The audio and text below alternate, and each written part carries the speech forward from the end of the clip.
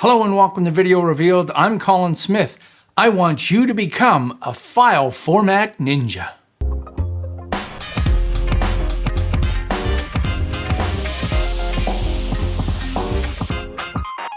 Now, there's a good chance you've come across many different file formats, not just JPEGs and PNGs and things like that, but there's many different formats. And what I found useful for me for many, many years was understanding what file formats worked in what application, and more importantly, what could I use to convert something?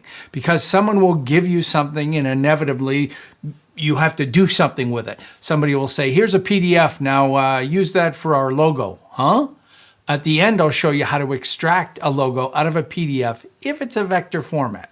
Okay, so both Photoshop and Premiere Pro is where I'm going to concentrate, but we're also going to jump into copying and pasting vectors from Illustrator, pasting into After Effects and things of that sort. So everybody knows how to work with a JPEG. JPEGs are compressed image file formats. They can be tiny, they can be gigantic, and they can look good or they can look horrible. They're just a container of pixels that came from something, usually a camera, or they can come out of something like Photoshop, or even Illustrator can export out something like a JPEG or a PNG or even vector, even transparent stuff. And I've got I'll link to a whole bunch of stuff in the description, including all the different file formats. So let's just look at this folder that I have here with a whole collection of stuff. So obviously we've got a Premiere Pro project. I've got a folder full of TIFFs, which is an image file format, a whole bunch of images here. These are all JPEGs. And we're going to try to import those, a text style format, a camera raw format from a Canon camera, XMP data, which was generated when I opened this up. XMP is basically metadata, and a lot of Adobe applications like Photoshop, Bridge, read and create these kinds of XMP formats, and it's data about data. I've got a PNG here, which is a transparent cloud, an InDesign document, a PDF document of the InDesign document, a DNG, which is a digital negative format of this Canon format. Adobe made this open source. DNG is an open raw format. Raw only for stills, not for video. It's not cinema DNG, it's just DNG, digital negative format. They created it because they wanted to make sure that there was a format available forever after certain cameras died, because when Canon or Panasonic or Sony stopped making a format, then that format is not supported anymore. But if you converted it over to DNG, it's going to be supported because that format is open and you can use it in a lot of things. Again, that's an image file format. I've got a couple of links to all the Premiere and Photoshop formats, an Illustrator file, a logo, which is an exported GIF. Yes, I say GIF. Hey, that fight's been going on since the 80s. A PNG of that, so all three of these are transparent, and this one, an SVG, scalable vector graphics. PNG, you'll know, is portable network graphics. It was created, again, to be a more open source format. GIF format is owned and licensed. You have to license that format to make it, but PNG you don't. SVG was originally created by Adobe as a scalable vector format. It had very few uses and almost went bye-bye for a while, and now it's an extremely popular high-resolution vector format. And then I've got a slide of all the formats. I've got another transparent PNG, a transparent PSD, a transparent WebP. So this is a very, very new format. Like we need another format. This is another open format. WebP is great high resolution. I'm going to show you these on the timeline and where you can see a difference and where you can't see a difference.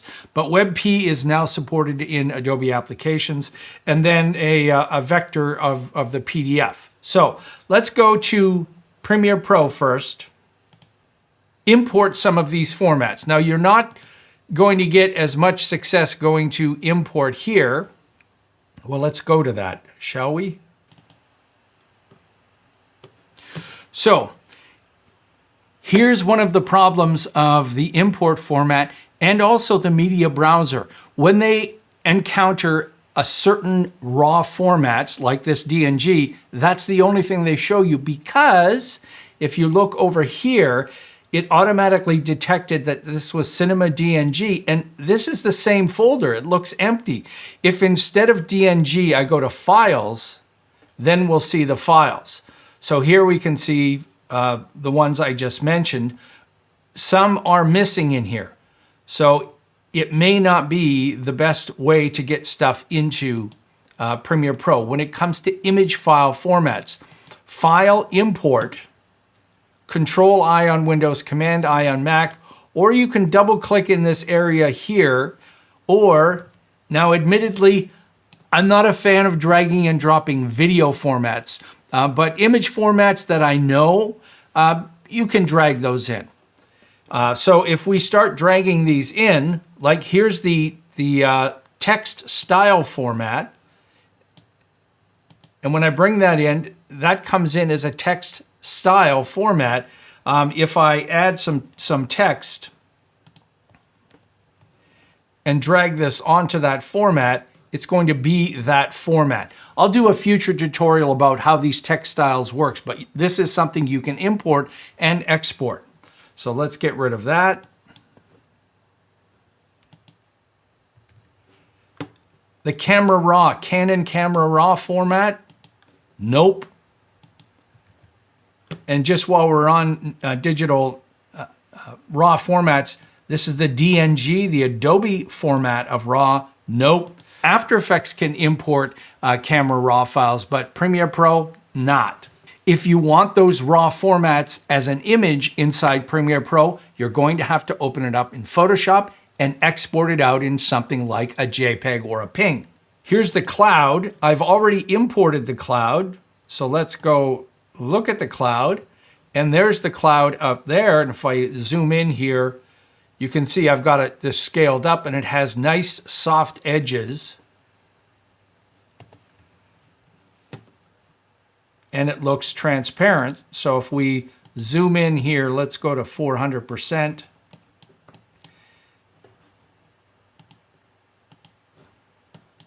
%800%. You can see the soft edges.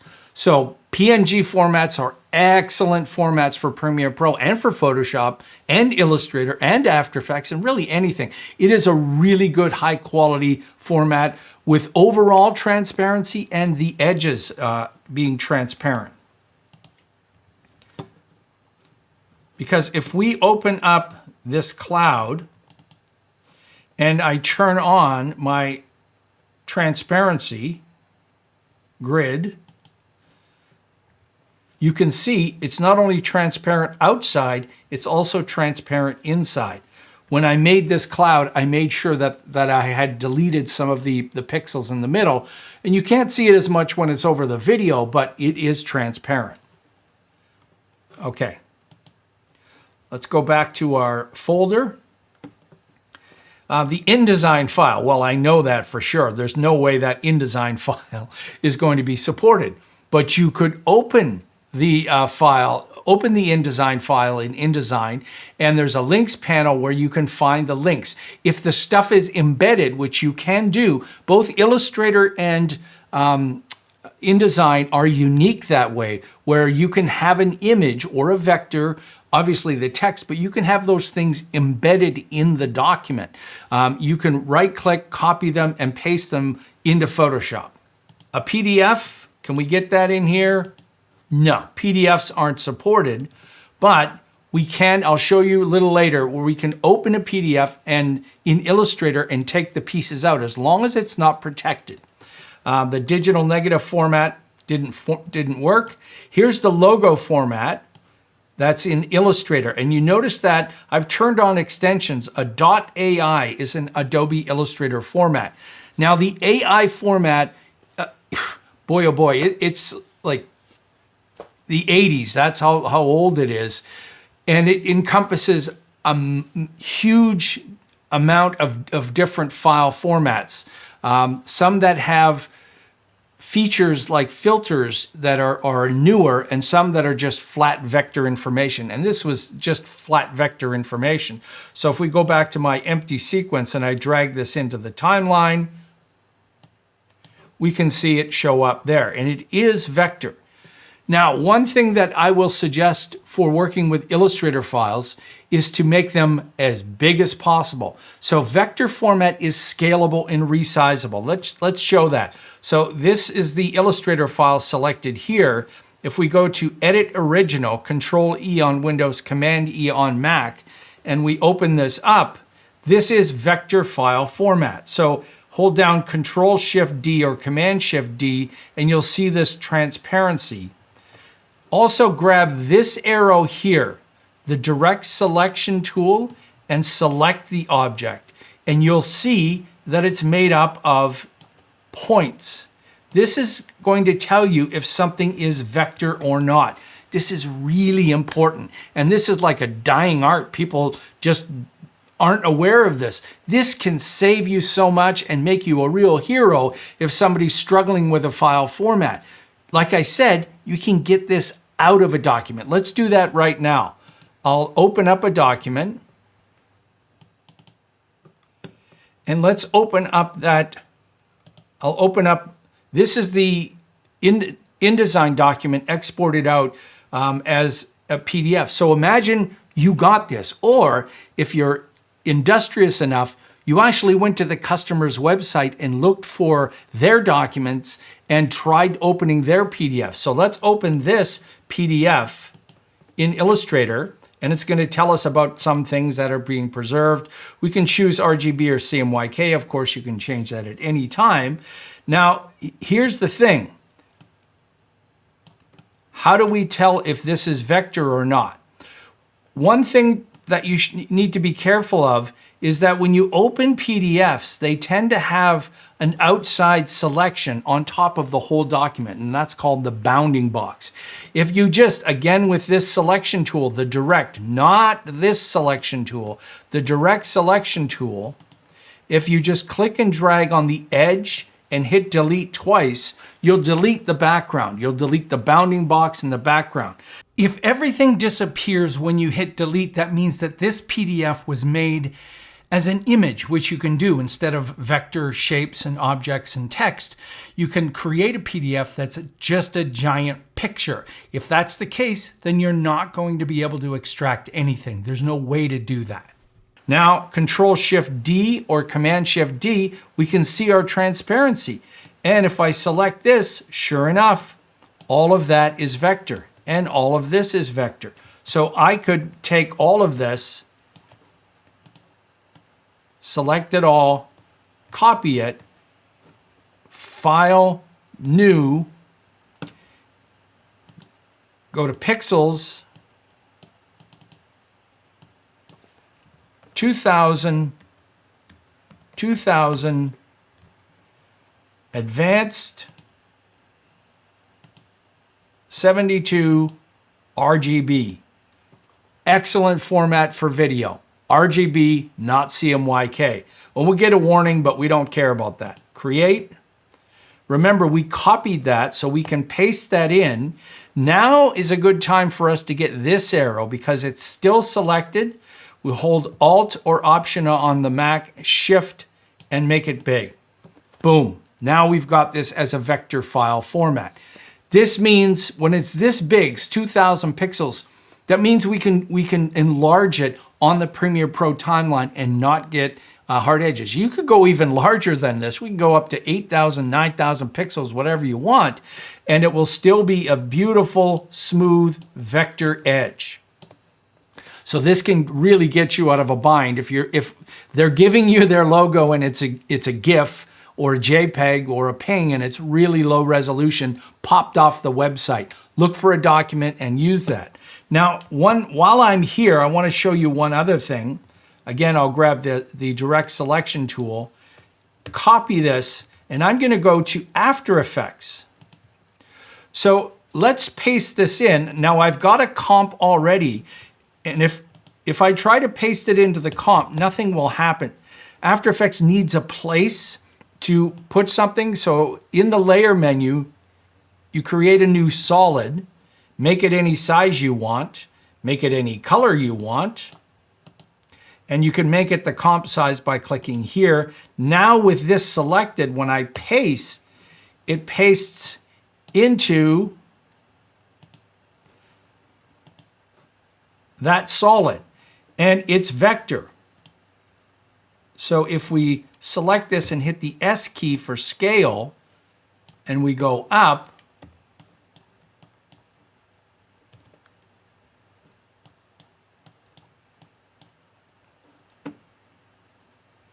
and continuously rasterize, that right there, you'll see that change.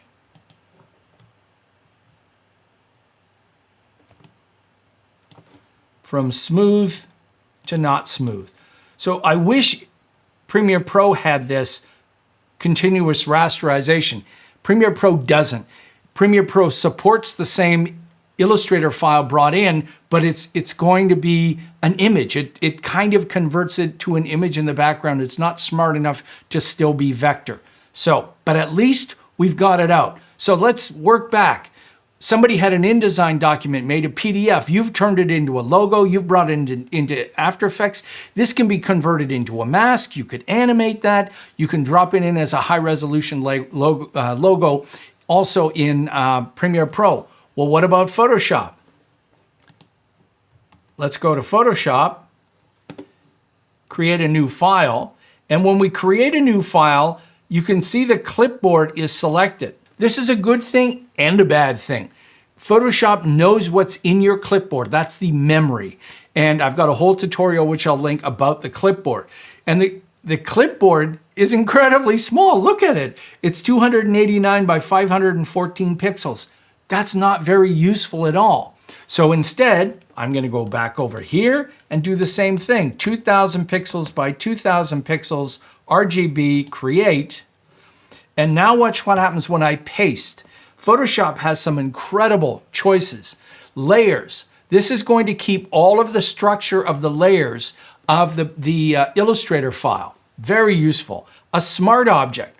A smart object is the embedded Illustrator file.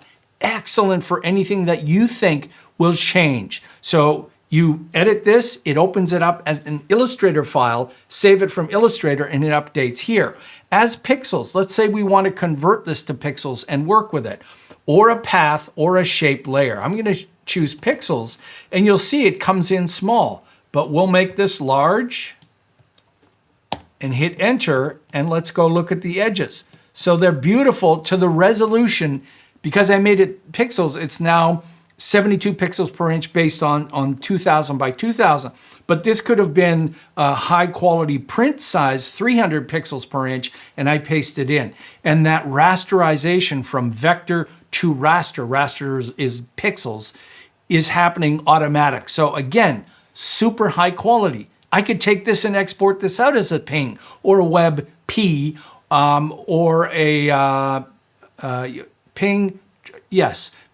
To keep, if I wanted things transparent, if I just wanted JPEG, I could still do that. See how this works? All of these file formats being really smart. Okay, let's close this out of Photoshop. And I'll go back to my folder of stuff. And let's make sure that Premiere Pro is in the background. So logos, the same thing with the GIF and the PNG and the SVG. I've got them laid out here. And so that's the same Illustrator file. That's it as a PNG, and that's it as a GIF. And you might not see much of a difference, but let's zoom way in and see what's happening. Now you'll get a softer edge because it is blowing this up 800%, but you can see it's anti-aliased, so it's nice and smooth as an Illustrator file, as long as we don't go too far. Same thing as a PNG, but watch the difference with a GIF. I'll zoom way in. Look at that. That's the PNG and the Illustrator file, but look at that, from there to there. Why is that so horrible? It's horrible because GIFs are not anti-aliased. Their transparency is based on 1 pixel, 1 bit. So they have hard, sharp edges. And you have to be aware of that. You can't change that. It's a format that's limited to 256 colors, and one of those is transparent. So it's the worst format to use. If you have to use it, bring it into Photoshop and then convert it to a ping. All right, let's go back to our files. Same thing, I've got the ping, Photoshop, and a WebP format. Same thing here. You really can't tell a difference between the ping, the WebP, and the PSD. They're all great, and if we zoom in, they're all great. So excellent file formats. If a file is never going to change, then I'll probably export it as a PNG. If a file might change, I'll leave it as a PSD because Photoshop files can have multiple layers and transparency. So that's always a good choice. Now, one of the other formats I wanted to show you was this format here, which is a bunch of numbered files. And what I did was I actually exported this out as a Photoshop file, and I used Photoshop Actions to take a whole bunch of stills and apply an effect to it over and over again. Now we want to convert these stills into a video. Can we drag this in? Well, let's try dragging this in. We did. We dragged it in, but now it's a bunch of images, not what we wanted. So for this one, we're going to have to import this. And I'll go to the first one, and down at the bottom, turn on Image Sequence. Click Open, and you'll see it looks like a video. If I double click on this, sure enough, it looks and acts just like a video. This is actually how high-end visual effects works. They don't work in video file formats. They work in OpenEXR, which is basically it's like a film frame complete at 32-bit over and over again. The files are huge. You don't want to work with them as an editor, but it is a way to work with files. If someone has done hand-drawn animation or stop motion, you can import these and as a still, and they work out great. Okay, when you are importing something, there's a menu down here at the bottom. Same with all Adobe applications, and they have a list of things. And so I copied Premiere Pro and Photoshop here just to give you an idea. One thing to keep in mind is some of these formats are really, really old, and Adobe doesn't remove them. They just leave them in there, like a picked format is from the original Macintosh days, and nobody uses that anymore, but it's still there, and it could confuse you. So let's just have a quick look at the Premiere Pro side of things. AAF, which is a great format for communicating from Avid Media Composer to Premiere Pro and back and forth. Both formats can import and export AAF.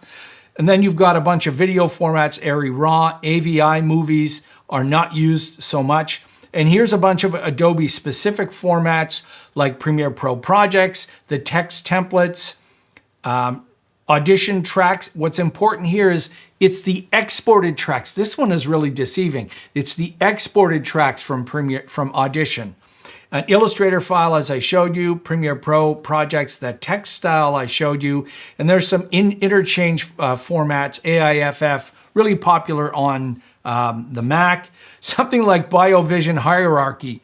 Really? In Premiere Pro? This is an old motion control format. I don't know, but I'm not going to go over all of these, but Blackmagic Raw and lots of these you have to take with a grain of salt. This is a moving target, and you've probably experienced formats, especially with things like Blackmagic formats and iPhone formats, which are always changing, and they'll come out with a new format. It's not yet supported in Premiere Pro. You'll scream and yell, and then Adobe has to update things, and then it works. Adobe's always a little bit behind on these formats. I don't think they get much help from those other guys. And then, you know, you can go through, like I said, I'll give you a link, a detailed list of these. Bunch of other video formats, MOGRT files, some that do import, some that don't. So it's a huge list. And in Photoshop, we've got a little bit more detail with the extensions. You'll notice EPS formats, and one format that I didn't talk about was EPS, Encapsulated PostScript. So again, this is a very old format of vector artwork, but it's still vector. So is .ps. A PostScript file is usually it's the format that printers understand, but you can still open a PSD and then save that again as an AI file or copy and paste it into Photoshop. GIF, high efficiency formats, JPEG formats. There's that OpenEXR format, also supported in Photoshop. Other things like multi-picture format, never use that. There's that old ass PICT format, and then a bunch of video formats that are and aren't supported. I'm going to give you a link to these 2 pages that show you all the file formats. So these are the supported formats in Premiere Pro, and a description about these. For instance, things like Apple ProRes and Apple RAW, there's a description in here. Also, when you get to things like high efficiency formats, it tells you what needs to be installed. Windows does need some extensions installed. And things like MXF, people will think MXF is a format. Look at all the file formats in an MXF. MXF is just a container. So all of those are in there. And then it goes to more detail here. Same with the Photoshop one, a bunch of file formats, and then more about the file formats down here. This is excellent to keep as a reference to jump into and understand. So this is an open invitation for you to start exploring and understand this before you get tasked with something that you don't understand.